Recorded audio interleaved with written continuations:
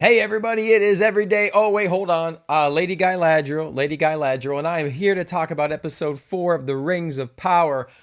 Oh my gosh, just like my hair that gets worse every week, so does this show. There is not enough hobbit weed that I can put in this pipe to make this show entertaining. This episode was like over an hour. It's so slow. Nothing's happening. It looks fake. The people act fake.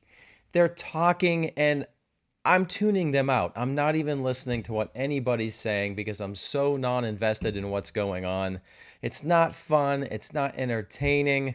But the good news is there's no Harfoots this episode. All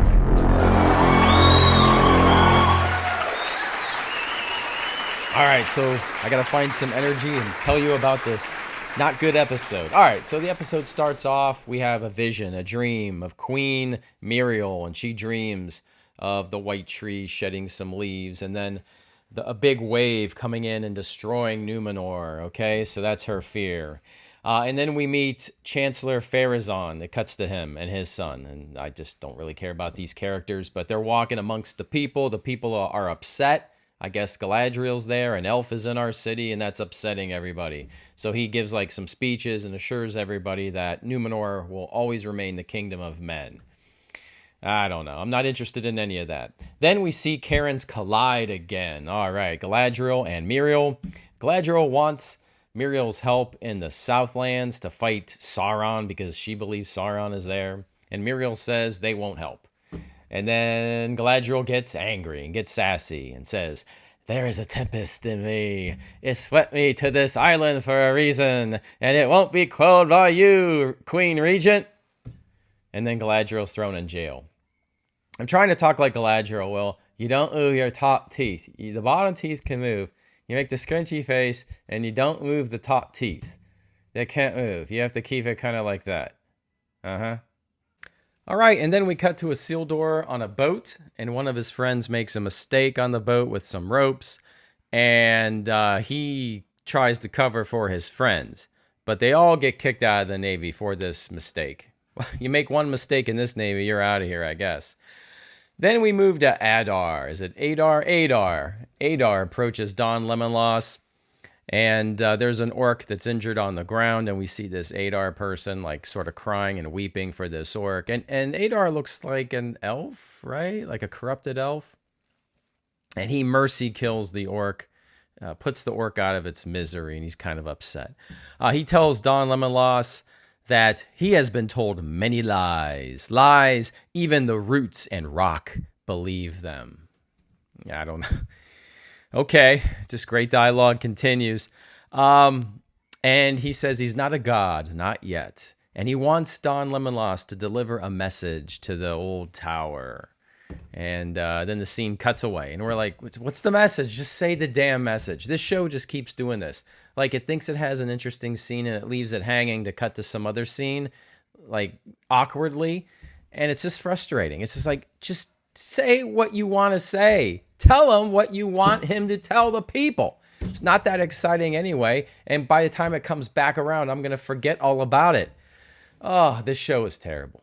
All right, I got a little pro tip for all you YouTube reviewers and Xbox owners. So as a scene comes up and I'm like, I don't remember your name or how to spell your name or who are you, if you click up on the D-pad on your Xbox, if you're watching the Prime Video on your Xbox, it'll tell you the name of the actor and the character they're playing in each scene as it comes up on your screen. That is very helpful doing this job because I got to tell you, I'm not remembering any of these people. All right, so then we see that Bronwyn is at the tower, and then we cut to her son Theo and Rowan, and Theo has the hilt of the sword, but they're not at the tower yet. They're in some villages, I guess, making their way to the tower. And Theo goes into like this destroyed house, and an orc is there and starts swinging at him. The orc takes a swipe and cuts Theo, and then, of course, licks the blade because that rips off Peter Jackson, right? And then says, "Young blood." Like he's surprised. I mean, the kid he just stabbed is like, 13 years old? Of course it's young blood. I don't know. And then Theo, the sword kind of like goes into him or it starts growing. Some weird dark magic shit starts happening. takes a swipe at the orc, and then Theo runs out of there. You can hear the orcs in the background saying, "He has it, like he has the sword." The strange thing is when Theo runs out of the house, remember this, the orc runs out after him to follow him out of the house in the sunlight. There's not a problem there. Well, Theo ends up hiding in a well, and he pulls off hiding for at least a little bit, at least until the next scene. All right, so we're with Doogie Elrond and Groomer Celebrimborn, and they're in Linden, the elven city, I guess, and they're talking about something. I'm not even paying attention. I don't like these characters. They're like skinny, frail, white, pasty dudes. Just, they don't look good. They don't look like elves. I don't know. And they look the same, and there's something going on there. Something creepy, something unsettling. Let me know in the comment. Is it just me? And then all of a sudden we cut to like Khazad-dûm, and Doogie Howser's there with Disa. So it's just like, okay, he's there. And he's asking, where's Durin the Fourth? And Disa's like telling lies. And Doogie Howser's going to say, there is no secret worth concealing with deception. And then Disa answers with this doozy. Calling a dwarf dishonest in her own home is a recipe for strong gravy. Strong gravy. Oh, God. Help me. Help me. And then next, Elrond is like eavesdropping on Disa and Durin the Fourth from like a mile away. He's got the elf ears, so they're big, and I guess he can hear really well. And he hears that there's digging going on in the old mine. So Doogie Elrond goes down and sneaks down and then opens like a door by like doing some rhythmic knock on it, like and saying something like da da da da da da, and then the door opens. Anyway, he sneaks in there, and Durin the Fourth catches him and says, "Oh, you're sneaking around trying to steal my shit." But they go to talking, and then Durin makes Elrond swear not to tell anybody this. But yes, they have found this new gray glitter, he calls it. And it's like very light and super strong. And gray glitter in Elvish is called mithril. So the whole secret here of what was in the box, yes, it was mithril. And after swearing to keep it a secret, Durin the Fourth will give Doogie Elrond a piece of the mithril to keep because he is a friend. And I thought, oh, okay, that's pretty. It's pretty good for a dwarf. They're normally a little selfish. All right, and then the show cuts to Galadriel and Halbrand in jail together. Halbrand not being Sauron, right? And Halbrand is comparing Lady Galadriel to a horse. Seems appropriate. And Galadriel's really frustrated about not getting the Queen Regent to side with her. And Halbrand, who is not Sauron, shares some interesting tactics. He says, you have to identify people's fear. And she's like, oh, prey upon their fear. And he's like, no. Give them the means to master the fear, and then you will control them. Right? Halbrand, who's not Sauron, makes kind of sense. Then the Chancellor shows up with 3 armed guards, full armor, and Lady Galadriel beats all the guards up, throws them into jail with her bare hands, and escapes. All right, next up, Isildur tells his sister that he's been fired from the Navy. His sister in the show, Ararian, I forget her name, I don't care. She's good looking, though. She is talking to the Chancellor's son, so they're trying to build some relationship there. We have enough characters that I'm losing track of on this show. I don't need that going on because it's not very interesting. We see Galadriel sneaking to see the king in the tower. The king hasn't been seen in years. When she gets there, she discovers the king is on his deathbed, and Muriel is waiting for her.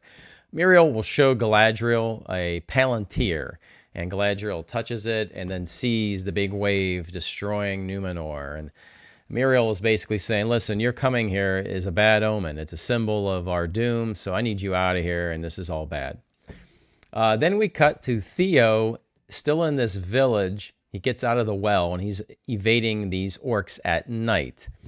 But that orc that was chasing him to start with finally catches up with him and is about to kill him, but Don Lemonloss comes out of nowhere and saves Theo. And they run together from the orcs in slow motion. It's a big ripoff of Peter Jackson. They're in the forest, Arrows are coming in slow motion. When the people yell, it's very echoey. The music gets more dramatic. It's just a ripoff of like the end of Fellowship of the Ring, or even when they're in the Mines of Moria and after Gandalf falls and people are moving slowly and yelling, echoey. Just a big Peter Jackson ripoff. But here, I'm not invested at all. I don't care what happens to these characters. Unlike the good Peter Jackson movies where I'm like, I care about these characters already. Like Fellowship, you're an hour into the movie and you're so connected to these characters. With Rings of Power, I've watched 4 hours of this garbage and I don't care what happens to anybody. Anywho, when they're in the forest, this is the scene you see in the trailer where an arrow comes and then Don Lemonloss, Arondir, catches an arrow and shoots it back at the orc. I hate when the elves are like OP like that. Yes, they have good reflexes and things and they're nimble, but I don't know. They're not Hawkeye. They're not an Avenger. I don't know. Bronwyn arrives in the forest for some reason, a dark forest at night. Was she looking for Theo? Okay, I guess. So all 3 of them now, we see they get out of the forest into a field and the sun is up. So the sun is up and you see the orcs stop. They can't pursue them into the sunlight. So, earlier in the episode, sure, they can run out in the sunlight. Now, no, they can't run out in the sunlight. So they're in the forest and they're mad, yelling at our heroes. And our heroes turn their backs on the orcs. They're only like 50 feet away, and there's still arrows coming at them. It just looks so bad how they're not even trying to, build the gap between the orcs and themselves. And it's just so bad. All right, now we cut to Disa singing. Yeah, back to Khazad-dûm. Disa is singing. Durin the Fourth is mad because his dad shut down the mine. It's too dangerous. They're digging for this mithril. They're digging too deep. And mine's collapsing. Dwarves are getting caught. So his dad shuts it down, and Durin the Fourth is angry. And Doogie Howser says, don't be mad at your dad. And then Durin the Fourth goes and apologizes to Durin the Third. And Durin the Third's cool. He's got a big throne. I mean, he looks like a cool dwarf. I do like this scene a little bit. The 2 dwarves look good. It looks like it could belong in a Peter Jackson movie. And so he apologizes to his dad, and his dad says, there's nothing to apologize for. And basically, we learned that Durin the Fourth is going to accompany Doogie Howser back to Lindon and to find out what the elves are really after. All right, we return to the Southlands, this tower, and Don Lemonloss gets to deliver his special message from Adar, and it's swear allegiance to Adar or Adar will attack the tower. Wow, that was worth waiting for. And then we cut to Theo, and Theo is approached by the previous owner of the Sauron hilt. And he has marks on his arm, and just like Theo's got marks on his arm, and this guy is grabbing Theo and saying, have you heard of Sauron? Sauron made the hilt. The meteor in the sky was a sign. Prepare for what's to come. What's to come? I don't know. Sauron, that's what's to come. The show ends with Muriel sending Lady Galadriel away from Numenor on a boat. Like, you go back to Middle-earth, you're banned to get out of here. And as Muriel walks away to address her people and to say it's all good, the elf has left, she sees that the white tree is shedding leaves, like it's crying, like it's a symbol that that's not the right thing to do. So then Muriel is about to address the people, and then Galadriel is back and she's walking in. So I guess we didn't get to see it, but someone was like, whoa, hold up, Galadriel, come back here. Well, hold up. And then, Muriel, presents Galadriel again and says, I'm going to accompany Lady Galadriel back to Middle-earth. And I don't know, does she ask for volunteers? But basically everyone's like volunteering now to like help Lady Galadriel with her crusade, I guess, against Sauron. And then Isildur is one of the people to raise their hands. And I'll volunteer. And then everyone's, I'll volunteer. So Galadriel has a lot of people of Numenor now willing to help her and travel with her back to Middle-earth. All right, that's it. Episode 4 out of like 50 episodes, we're told. Yeah. Wow, this is not fun to watch. It's really not fun to cover. It's not much fun here. So yeah, if you've watched it, share your comments. Is it just me, or is this show really boring? And Not to mention half the characters here are made up and it's just basically fan fiction by not fans. That's basically what it is. I'm not even commenting on that. I'm just trying to judge this as an independent piece of entertainment. Whew, it's not entertaining. So if you've watched it, let me know if I'm off base. And if you're not watching it, any words of comfort would be appreciated. Next week, I will be in Florida. So will I review episode 5? I don't know. I'll figure it out. I'm definitely reviewing Andor, though, because I need something new to watch, even if it's terrible. Leave a comment, smash that like button, share my dumb videos with anybody. That would be greatly appreciated. As always, I will see you on the new.